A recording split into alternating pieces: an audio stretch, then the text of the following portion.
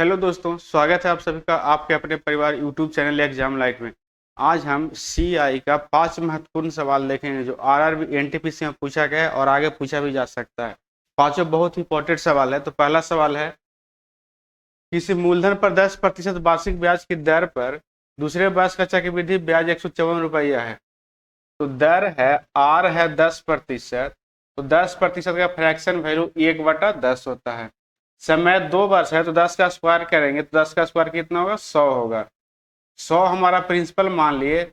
तो पहला वर्ष का और दूसरा वर्ष का ब्याज, पहला वर्ष का ब्याज 10% पर यानी 10% पर 1/10 के हिसाब से कितना हो जाएगा, तो 10 हो जाएगा। दूसरा वर्ष भी 10 होगा।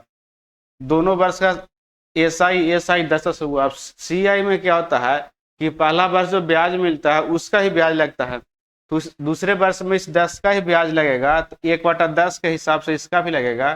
तो कितना हो जाएगा, 1/10 का 1/10 का 1/10 1 हो जाएगा। यानी दूसरे वर्ष का ब्याज कितना हो गया, 10 और 1 11। और पहले वर्ष का ब्याज कितना हो गया, 10 हो गया। ठीक है, 100 का 1/10 यहाँ लेंगे और 1/10 यहाँ भी लेंगे, 10% लेंगे ना, और 10% है।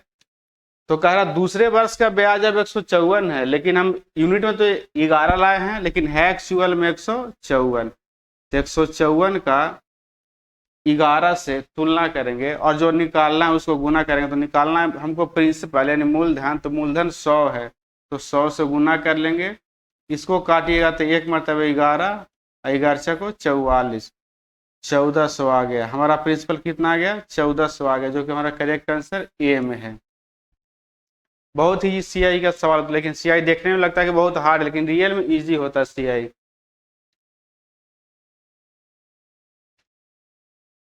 इसमें कह रहा है कि चक्रवृद्धि ब्याज पर उधार ली गई 6000 की राशि 3 वर्षों में बढ़कर 7986 हुई थी है। 6000 है और हो जाती है 7986। इसको 6 से काटिएगा तो 1000 मरतबे, और इसको काटिएगा तो 1331 मरतबे। दोनों में रेशियो लगा लीजिए और 3 वर्ष है तो इसका क्यूब रूट निकाल लेंगे। क्यूब रूट इसलिए निकालेंगे कि 1 वर्ष का आ जाएगा, 3 वर्ष का है ना तो 1 वर्ष का आ जाएगा। तो 1000 का क्यूब रूट 10 होगा और 1331 का क्यूब रूट 11 होगा। यानी 1 वर्ष में 10 से बढ़ करके कितना हो जा रहा है, 11 हो जा रहा है। तो कितना बढ़ रहा है, 1 बढ़ रहा है।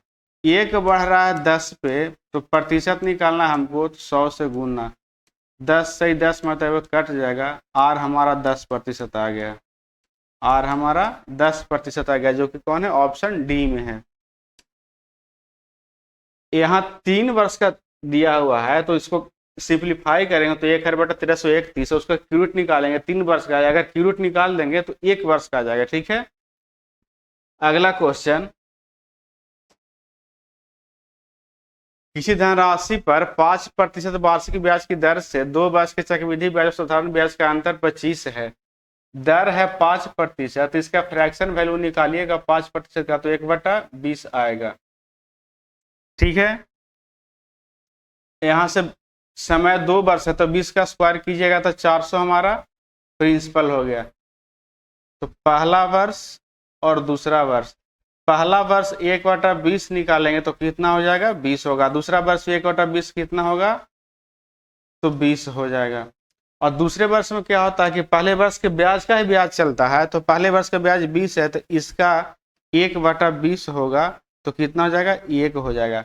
तो कह रहा है अंतर क्या है दोनों में, अंतर तो 2 साल का एस आई, 2 साल का एस आई कितना होगा, एस आई 20 + 20, एस आई तो हर साल बराबर होता है, तो पहला साल भी 20 और दूसरा साल भी 20, कितना हो जाएगा, 40 हो जाएगा। और सी आई में क्या होगा, सी आई में टोटल जुट जाएगा, पहले साल का दोनों एस आई और जो पहले साल के एस आई पर दूसरे साल जो ब्याज मिला था, पहले साल के एस आई पर जो दूसरे साल ब्याज मिला था, तो पहले यानी दोनों साल का एस आई कितना है, 20 + 20, और पहले साल के एस आई पर ब्याज कितना है, 1 है। जोड़िएगा तो 41 आ जाएगा। दोनों में अंतर कितना का है, 1 का है, लेकिन अंतर हमको कह रहा है 25 है, 1 नहीं है, कितना है, 25 है। तो 1 यूनिट का मान 25 है, तो हमको निकालना है धनराशि। धनराशि कितना माने हैं? 400 माने हैं। तो 1 का वैल्यू 25 है, तो 400 का वैल्यू 25 गुना 400 बराबर 10,000 हमारा करेक्ट आंसर है।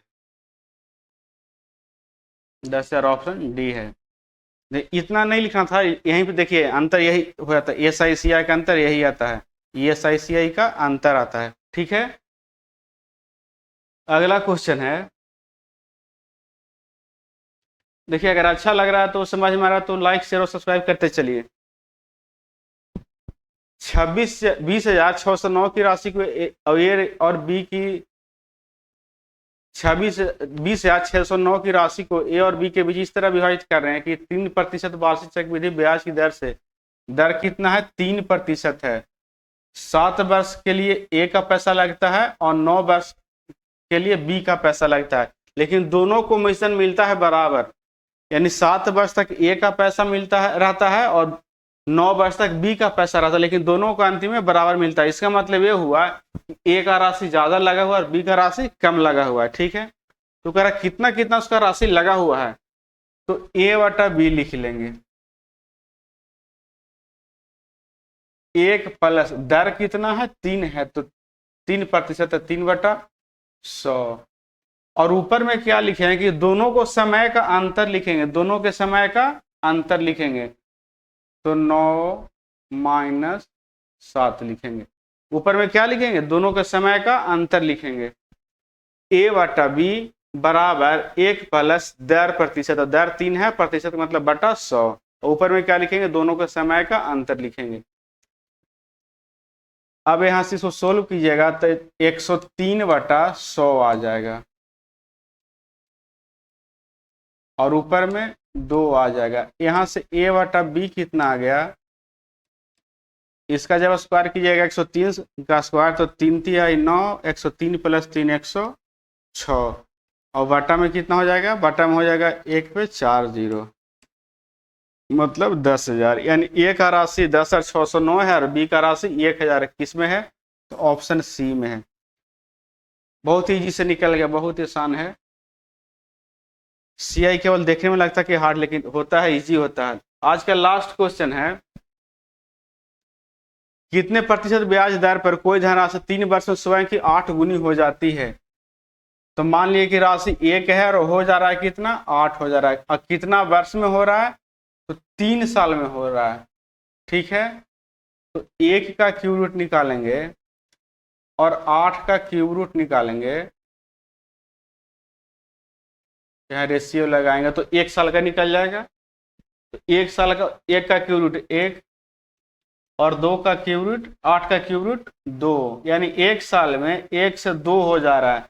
1 साल में 1 से 2 हो जा रहा है, तो हमारा आर कितना हो जाएगा? 100% हो जाएगा। कोई राशि 1 साल में दुगना हो जा रहा है तो हमारा आर कितना हो गया? 100% से बढ़ रहा है। ऐसे भी निकाल सकते हैं, प्लस कितना हुआ? 1 साल में 1 हुआ, तो 1 बढ़ा किस पे? तो मूलधन 1 था। परसेंट निकालना है तो 100 से गुना। यहाँ से देखिए आर बराबर आ गया 100%, जो कि हमारा ऑप्शन सी में है। इसी तरह के मजेदार क्वेश्चन हम बार बार लेकर के आते रहते हैं। हमारा चैनल को लाइक शेयर और सब्सक्राइब कर लीजिए और बेल आइकन को दबा लीजिए, जब भी हम वीडियो अपलोड करें तो नोटिफिकेशन सबसे पहले आपके पास पहुंच जाए।